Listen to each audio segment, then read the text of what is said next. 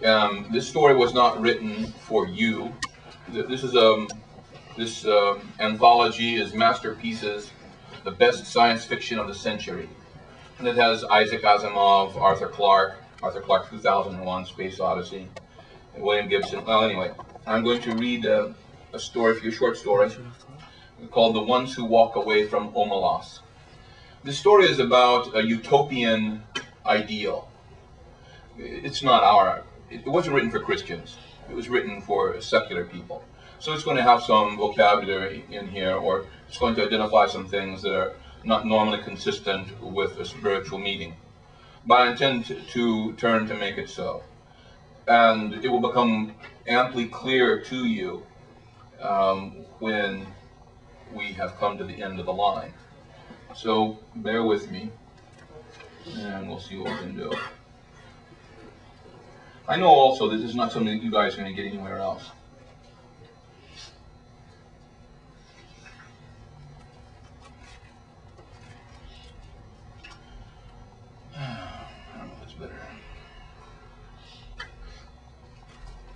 With a clamor of bells that set the swallows soaring, the festival of summer came to the city of Omelas, bright towered by the sea.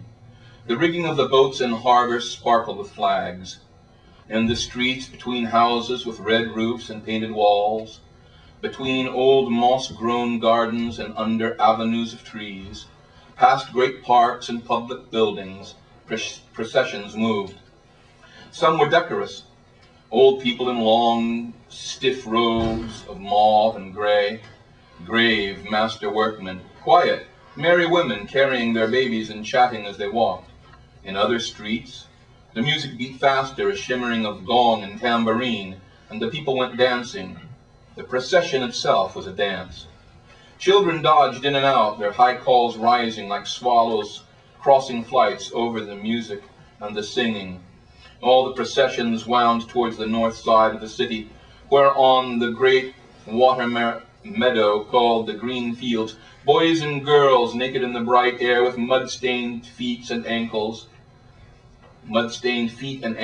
and long live arms exercised their restive horses before the race. The horses wore no gear at all, but a halter without a bit. Their manes were braided with streamers of silver, gold, and green. They flared their nostrils and pranced and boasted to one another. They were vastly excited, the horse being the only animal who has adopted our ceremonies as his own. Far off to the north and west, the mountains stood up, half encircling Omelas on her bay. The air of morning was so clear that the snow still crowning the 18 peaks burned with white gold fire across miles of sunlit air, under the dark blue of the sky. There was just enough wind to make the banners that marked the racecourse snap and flutter now and then. In the silence of the broad green meadows, one could hear the music winding through the streets, further and nearer and ever approaching, a cheerful, faint sweetness of air that from time to time trembled and gathered together and broke out into the great joyous clanging of the bells. Joyous. How is one to tell about joy? How describe the citizens of Omelas? They were not simple folk, you see, though they were happy. But we do not say the words of cheer much anymore. All smiles have become archaic. Given a description such as this one tends to make certain assumptions. Given a description such as this one tends to look next for the king mounted on a splendid stallion and surrounded by his noble knights, or perhaps on a golden litter borne by great muscled slaves. They were not barbarians. I do not know the laws and rules of their society, but I suspect that they were singularly few. They did without monarchy and slavery, so they also got on without the stock exchange, the advertisement, the secret police, and the bomb. Yet I repeat that these were not simple folk, not dulcet shepherds, noble savages, bland utopians. They were not less complex than us. The trouble is that we have a bad habit, encouraged by pedants and sophisticates, of considering happiness as something rather stupid. Only pain is intellectual, only evil interesting. This is the treason of the artist. a refusal to admit the banality of evil and the terrible boredom of pain. If you can't lick them, join them. If it hurts, repeat it. But to praise despair is to condemn delight. To embrace violence is to lose hold of everything else. We almost lost hold. We can no longer describe a happy man nor make any celebration of joy. How can I tell you about the people of Omelas? They were not naive and happy children, though their children were, in fact, happy. They were mature, intelligent, passionate adults whose lives were not wretched. Oh, miracle! But I wish I could describe it better. I wish I could convince you. Omelas sounds in my words like a city in a fairy tale, long ago and far away, once upon a time. Perhaps it would be best if you imagined it as your own fancy bids, assuming it will rise to the occasion, for certainly I cannot suit you all. For instance, how about technology? I think that there would be no cars or helicopters in and above the streets. This follows from the fact that the people of Omelas are happy people. Happiness is based on a just discrimination of what is necessary, what is neither necessary nor destructive, and what is destructive. In the middle category, however, that of the unnecessary but undestructive, that of comfort, luxury, exuberance, etc., they could perfectly fit without having central heating, subway trains, washing machines, and all kinds of marvelous devices not yet invented here. Floating light sources, fuelless power, a cure for the common cold. Or they could have none of it, it doesn't matter, as you like it. I incline to think that people from towns up and down the coast have been coming into Omelas during the last days before the festival on very little fast trains and double-deck trams, and that the train station of Omelas is actually the handsomest building in town, though plainer than the magnificent farmer's market. But even granted trains, I fear that Omelas so far strikes you, or some of you, as goody-goody. Smiles, bells, parades, horses, blah. If so, please add an orgy. If an orgy would help, don't hesitate. Let us not, however, have temples from which beautiful nude priests and priestesses already half in ecstasy and ready to copulate with any man or woman, lover or stranger, who desires union with the deep godhead of the blood, although that was my first idea, but really it would be better not to have any temples in Omelas, at least not manned temples. Religion, yes. Clergy, no. You've all heard of the Parthenon, right? Do you know what the Parthenon was? It was a place where they had holy prostitutes. Women. That's why it's called, it's funny. Parthenos means virgin. They were virgin. So you go into this Greek city and you would worship at this temple. You would worship by having sexual intercourse with the virgins of the temple. And you would pay money, and that's how they did it. So some of this stuff, if you don't know history, it sounds far-fetched. It sounds as though, well, what is this place that's being described? How about starlets? I heard Bill Cosby one time respond recently to a woman who was an actress, and she had some very lascivious and lustful role on the big screen, and she was appearing completely undressed. And Bill Cosby, he criticized her, and she said to him, well, would you rather me do this or meet you in the alley somewhere and with a steel pipe and hit you on the head? And Cosby replied, my dear, isn't there anything in between? Is there nothing but those two jobs available to you? That of either a whore or that of a thief or murderer? So this is just a story, as I have told you, about something that may have its antecedents in history. If you've ever read Satyricon, you know that they had things that were called vomitoriums in ancient Rome, where you would eat and eat and eat and eat until you could no longer eat, and you would go into this place and take a feather and put it down your throat to induce vomiting, purge everything that you had consumed, so you could go back into the feast and start all over again. If you know about these things, okay, but I know some of you are younger, some of you do not have any contact with literature, you don't remember history, or it's never been taught you. And so when you're hearing something like this, you're thinking, how fanciful. What kind of place is this that's being described? And what's the point of it? Well, the point will be made as we go on. So now, let everyone join the processions. Let tambourines be struck above the copulations, and the glory of the Tsar be proclaimed upon the gongs. And not an unimportant point, let the offspring of these delightful rituals be beloved and looked after by all.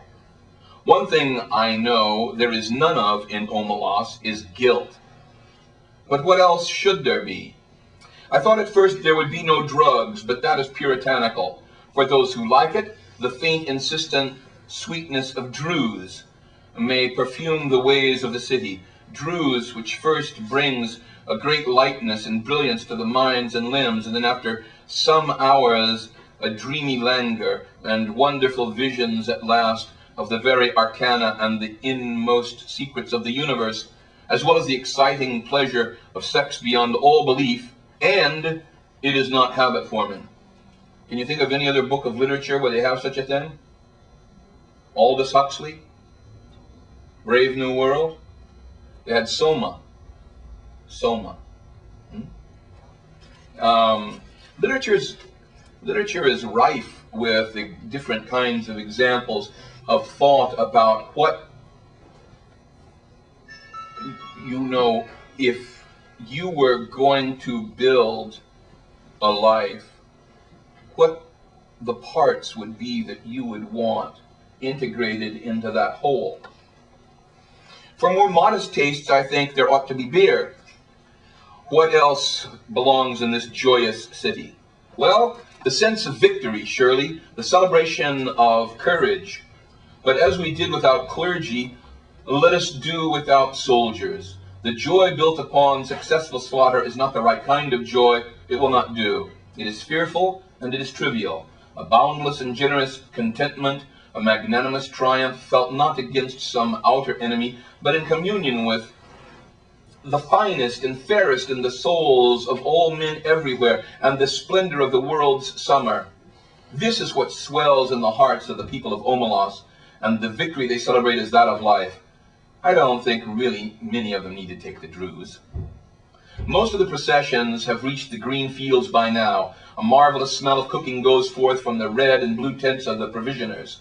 The faces of the small children are amiably sticky, and in the benign gray beard of a man, a couple of crumbs of rich pastry are entangled. Think of a priest, think of Kanafa.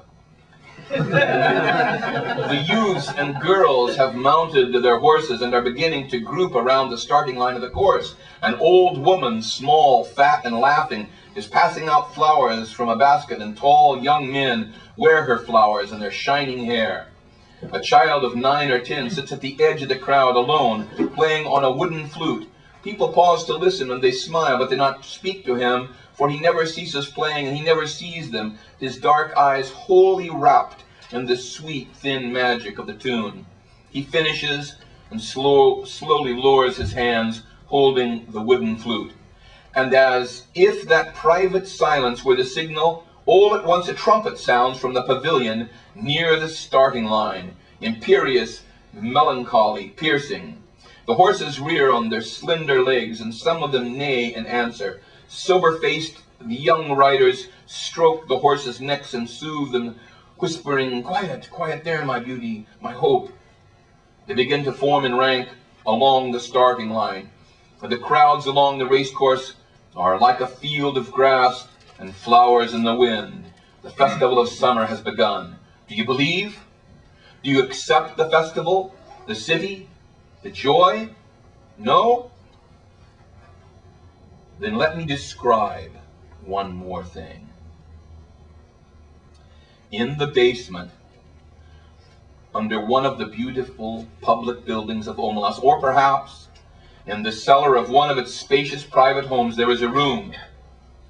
It has one locked door and no window. A little light seeps in dustily between cracks in the boards, second-hand from a cobwebbed window somewhere across the cellar.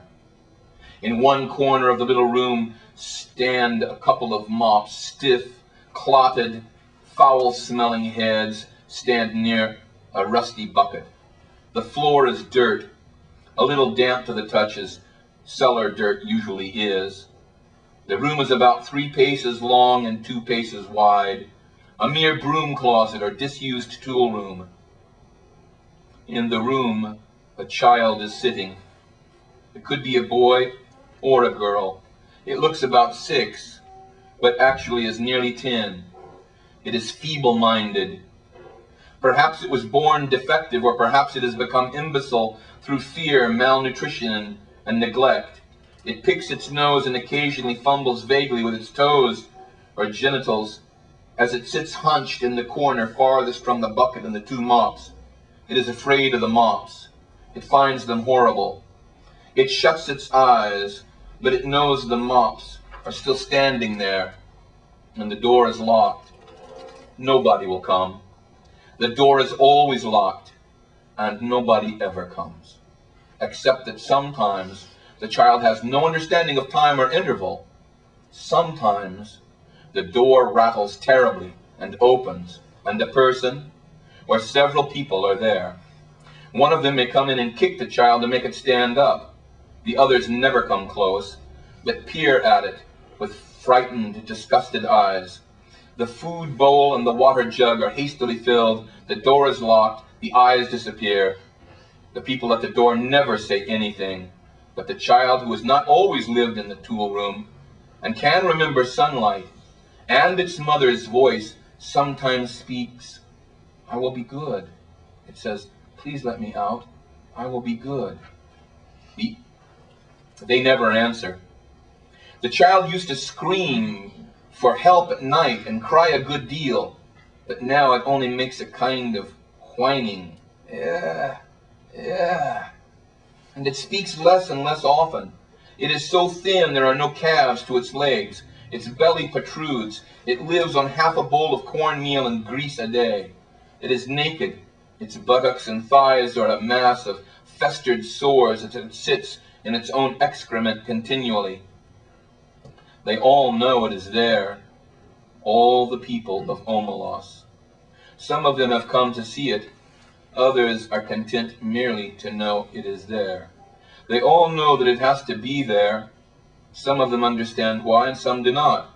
But they all understand that their happiness, the beauty of their city, the tenderness of their friendships, the health of their children, the wisdom of their scholars, the skill of their makers, even the abundance of their harvest and the kindly weathers of their skies depend wholly and completely on this child's abominable misery.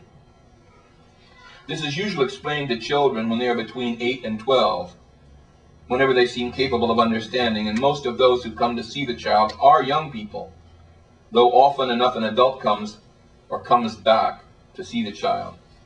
No matter how well the matter has been explained to them, these young spectators are always shocked and sickened at the sight. They feel disgust, which they had thought themselves superior to.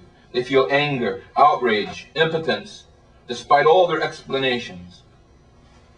They would like to do something for the child, but there is nothing they can do.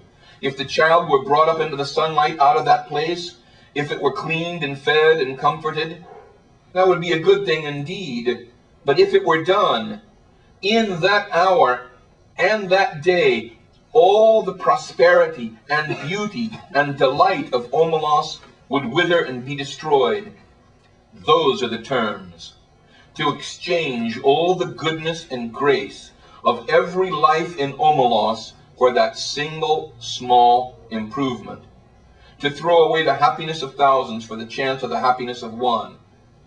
That would be to let guilt within the walls indeed. The terms are strict and absolute. There may not even be a kind word spoken to the child. Often young people go home in tears or in a tearless rage when they have seen the child and faced this terrible paradox. They may brood over it for weeks or years, but as time goes on, they begin to realize that even if this child could be released, it would not get much good of its freedom. A little vague pleasure of warmth and of food, no doubt, but little more. It is too degraded and imbecile to know any real joy. It has been afraid too long ever to be free of fear. Its habits are too uncouth for it to respond to humane treatment. Indeed, after so long, it probably would be wretched without the walls about it to protect it, and the darkness for its eyes, and its own excrement to sit in. Their tears at the bitter injustice dry when they begin to perceive the terrible justice of reality and to accept it. Yet, it is their tears and anger, the trying of their generosity and the acceptance of their helplessness, which are perhaps the true source of the splendor of their lives. Theirs is no vapid, irresponsible happiness. They know that they, like the child, are not free. They know compassion.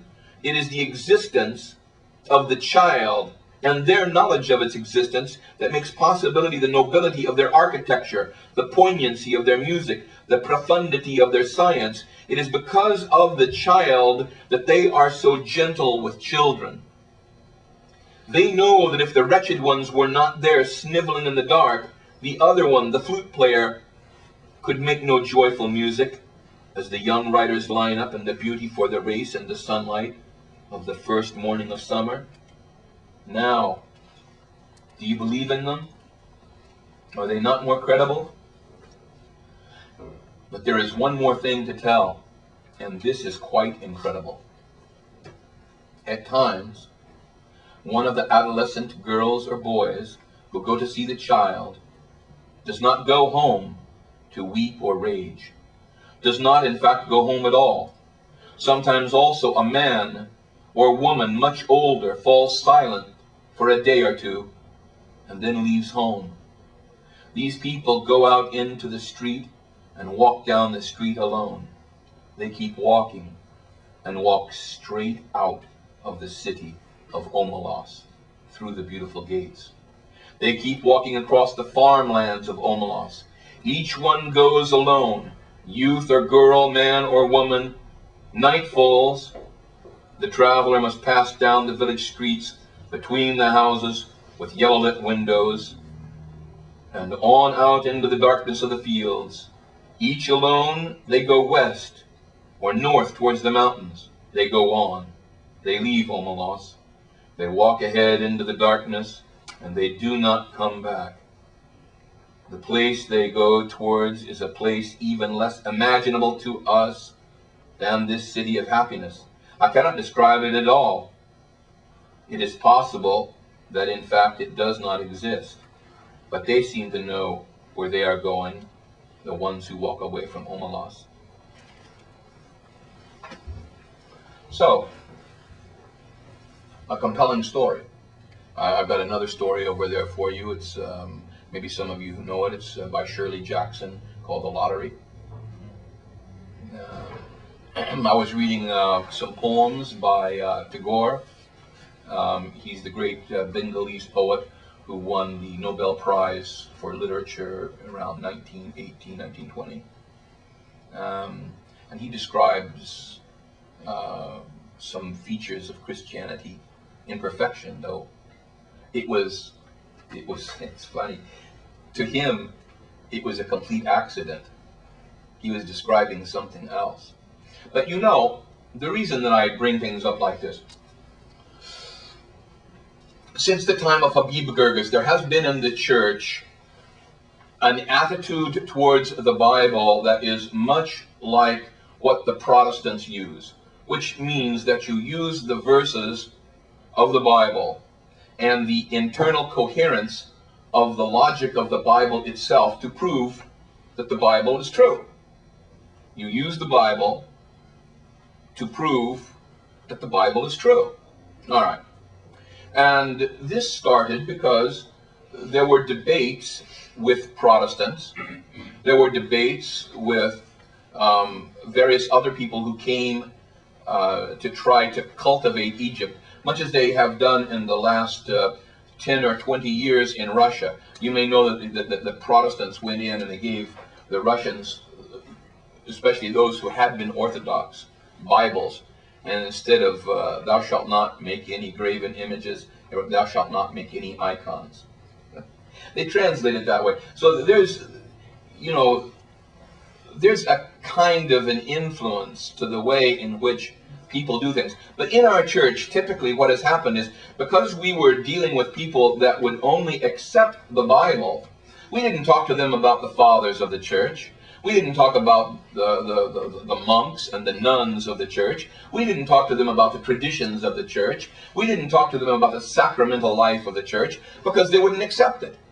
So the only thing that we did, and most of biblical exposition has been through the Bible. So you take a verse from the Bible, and then you take some other things from the Bible, and you prove the validity of the first thing and the method of interpretation that you wish to apply to the Bible. All right. I know all of this, as I've just explained it to you. As a matter of fact, my wife's father was a clerically, and he was living in the house of Habib Girgis. And he was archdeacon, and he would go around Egypt. He's dead now, but he would go around Egypt, and he was a preacher. So I had this old man in my house, you know, and he was always telling me stories and things. So I'm well aware of this. But I'm also well aware of that when you go to the university and somebody challenges you with something, you just sit completely silent, not knowing how to begin to take ordinary texts, whether or not it happens to be literature, or whether it's, you know, science or philosophy or anything, and turn it to your use. You may know that archaeologists hate the Coptic Church. Why? Because they took the funerary monuments and things like this that were left behind and turned them into churches. And so they scraped off the hieroglyphics, and they would take a chisel and a hammer and put in a Coptic cross in the east, and so they would take some temple and, according to archaeologists, defile the temple. Well, that's what we did. It's a fact. You can see some of these things, especially if you're at Kamambo and Edfu, the Valley of the Kings. You'll see lots of things where they went in there and they just took over that by force. You know, this is pagan and we are right. Jesus Christ is God. And okay. This that I have read to you is not an apologetic text for Christianity. It is something that I'm going to turn it into. And now watch and see. Okay. First of all, how many of you, everybody has to vote. And you vote by standing up, not by raising your hand. Okay? So this will give you a little exercise. How many of you would walk away from Omelas?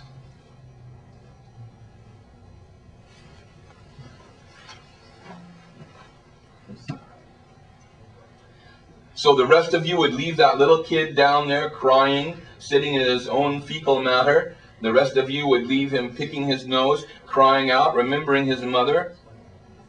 That's what the rest of you would do? No. Sit down. What?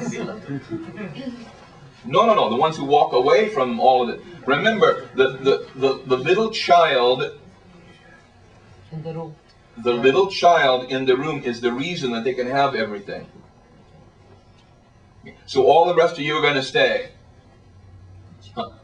Stand up, all you are going to stay and enjoy Omelas while the little child is suffering and picking its nose and crying. Okay, you didn't stand up. You're a coward. Stand up if you're going to stand up. Look around, everybody. Look at them. These are the people who are exploiting. Okay? Sit down. Okay. That is in fact what America does, is it not? We go in the third world and we ask some kid, you want that bauxite? He goes, huh? Yeah, bauxite. What good is that? How many know what bauxite is? What do you use bauxite for? Aluminum? Can you say aluminum? The cans that you drink your soda pop in, Oh. bauxite. You have to have it's the precursor to making aluminum. So we mine it. You know what are they going to do with bauxite? They're walking around with a bone in their nose, and a spear and a shield and some animal skins, right? You've seen them, right? So we take their bauxite. Now we don't sell them. We don't buy the bauxite at the going price. How many? You're from the Middle East, right? What's Aramco? You don't know what Aramco is? Well, yeah, but what oil company? America went into Saudi Arabia and did all the drilling because the towel heads over there couldn't get the oil out of the ground. So then they started to pull all the oil out of the ground, and the people who were pulling the oil out of the ground set the price. But these towel heads, you see, they were not stupid. They had a towel around their head, yeah. But they weren't stupid. And they said, wait a second. The technology is in place. The oil is under our feet. What do we need these guys for? Get out. And they kicked us out. And now we're paying $106 for a barrel of oil. Who's smart, right? Okay. But as I say, this is an allegory. This is a story that has a didactic point. The child symbolizes exploitation. The child symbolizes innocence lost. Remember the island of Manhattan? You know? You remember what it was purchased for? Anybody had to take U.S. history? $24? Yeah, exactly. Exactly. We gave the Indians some beads. Like a little mirror, some shiny stuff. And wow, look at that. $24? You cannot buy 1 square millimeter of M&M for $24. Are you joking? We exploited their naivete. We exploited their innocence. We exploited their lack of education. We exploit. Now, those who would stay in Omelas, I'm with y'all. I'm with y'all. And why? Because it will be really hard on me, a 61-year-old man, to get to this place without driving a car. And how could I possibly drive a car since all of the technology of the car was built on the back of poor people? How many wearing shoes today that say Reebok or Nike or Adidas or something like that? You're all exploiters. All of the kids in the third world are putting these sneakers together. I don't know who I exploited for my Galilea. But I'm sure it was somebody. I'm certain of this. All right? This wasn't to make you feel bad, but it's to make you, it's to let you understand. Because here's another way you can turn this. Who are you going to vote for? You don't have to tell me, this is rhetorical. Who are you going to vote for? There are the Republicans, right? The Republicans, they're the ones who built Omelas. The Bleeding Heart Liberals, they're the ones who walked away from Omelas. Right? This is the fact. This is the fact. I was telling somebody on the telephone today, I don't remember who, talked to a bunch of people today. Think about all of the layers of security that we have in America. You have the Air Force, the Navy, the Marines, and the Army. You have the U.S. Coast Guard. You've got the Port Authority. You've got the Transit Authority. You've got the Border Patrol. You've got the inspectors that you know, all the junk that was getting passed from China that had a bunch of lead in it. You've got the Highway Patrol, the marshals, the sheriffs, and the local police. You've got security guards. You've got patrols that are private and services that come to your house that will keep your lock and your windows safe. All those levels just of security. What? To keep the poor people out. To keep the poor people out. It comes into politics, you see. Now let's take it one more way. And this is the last way. Because I'm cognizant about your travel and I don't want to wear your patience down. How many people want not to have the little baby that came into the world, that their sins may be assumed by his sacrifice? Think about that little baby in the cellar. Think about the Lord Jesus Christ. He came as a child innocent. He came pure. And he is going to be spat upon. The hair of his beard is going to be pulled. He's going to be smacked in the face. They're going to mock him by putting a plaited crown of thorns into his scalp and pushing it in. Give him a broken reed, put a purple robe around him, smack him in the back,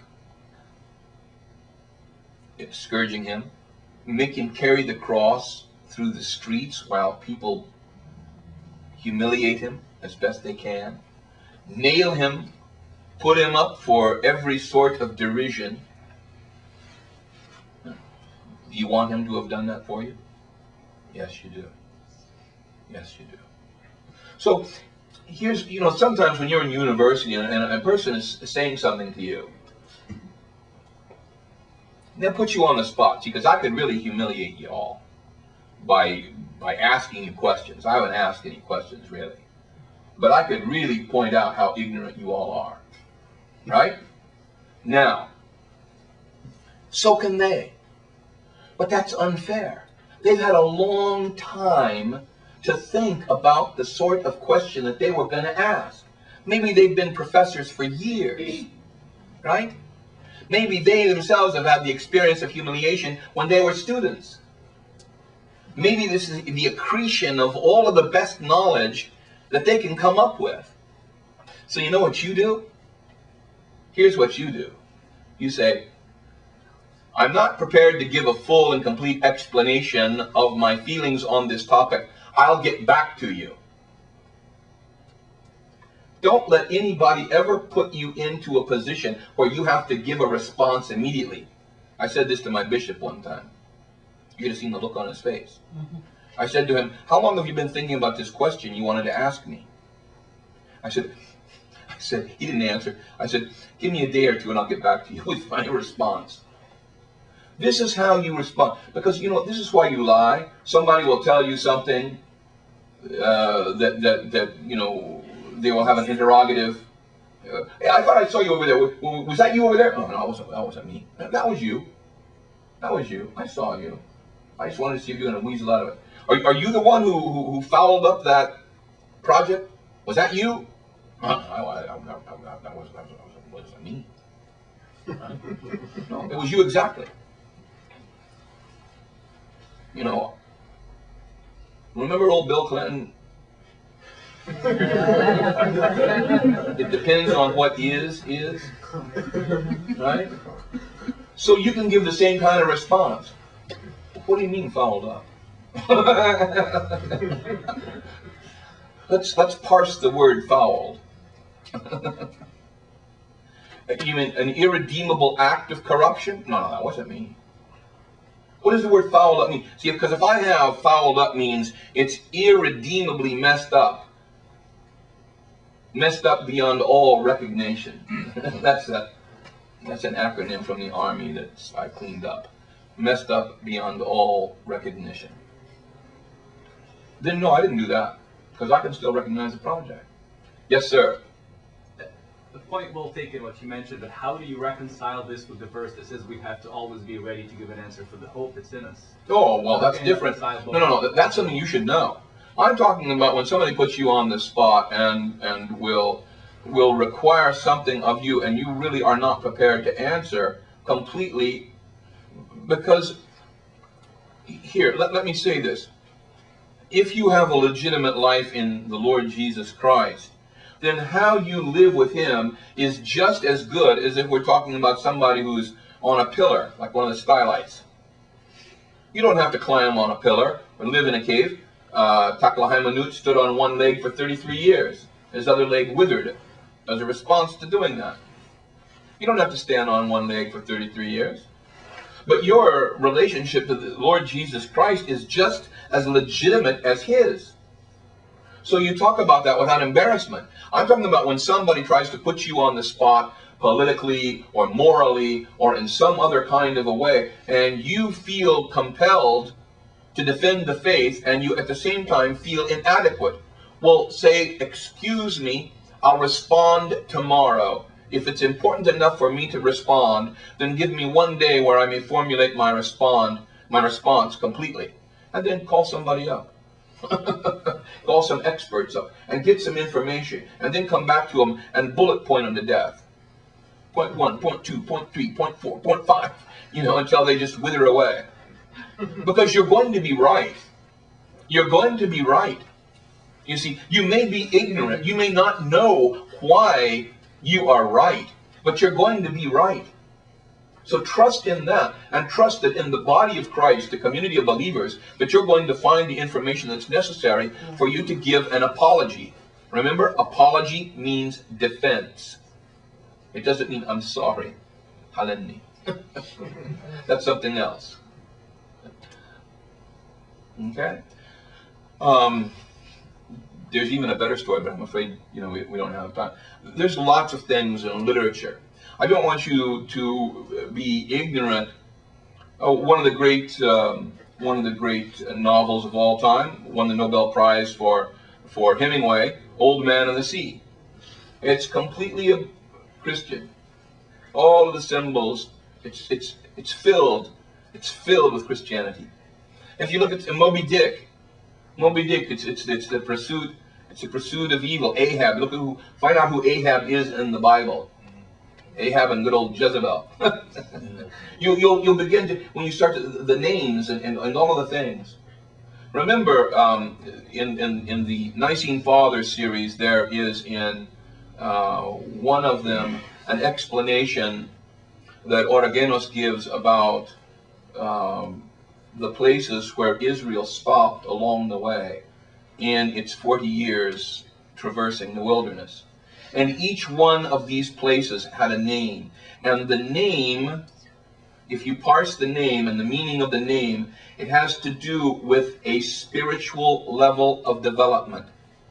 And only somebody who would write the Hexapla, like Origenos, would be the person who would get into the etymology of the word and understand the deeper meanings. Because you must know the precursors of Aramaic, which is Ugaritic and whatnot, in order to understand the language that was spoken at the time in the Hebrew.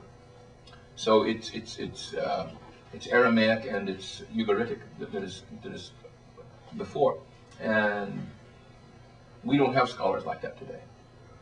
But it's in there. And you can read this. It's in the Nicene Fathers series. I don't remember which volume, but that's it. Anybody have any other kinds of things? I didn't know what to talk to you all about, so I thought I'd talk to you about something that would be completely different, like taking you out to eat some Chinese food. Now, unfortunately, I can't do that tonight, and we're going to have the good old standbys. I believe they're waiting in the kitchen, and probably some of you are hungry. Yeah, well, let me tell you, we are a very poor church, as you can tell. But there's a couple of things that we have. We have a very rich intellectual life. Lots of books, lots of good studies available here, and lots of good food. So. Let's say a prayer. And can we take a photo together? Can we take a combine all of us?